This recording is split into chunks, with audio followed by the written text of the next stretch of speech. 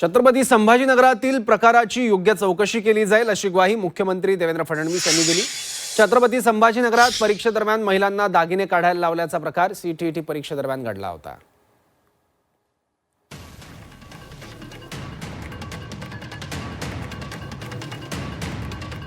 हिंदुत्ववादी सरकार आहे असं म्हणतात महाराष्ट्रात आहे, देशामध्ये, आणि मंगळसूत्र उतरवल्याशिवाय परीक्षा देता येणार नाही अशा प्रकारचे परीक्षा केंद्रावर धाक दपटच्या वेगवेगळ्या प्रकारे महिलांना माता भगिनींना केलेले। मला असं वाटतं याचा निषेध आम्ही करतोय।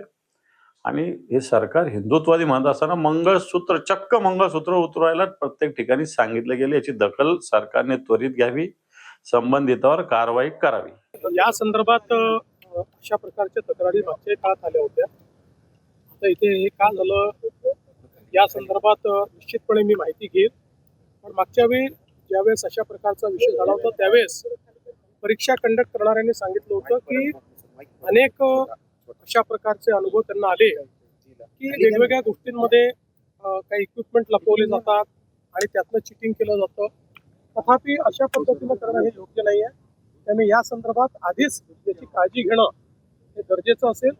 योग्य सूचना दिल्या जातील आणि याची चौकशी केली जाईल।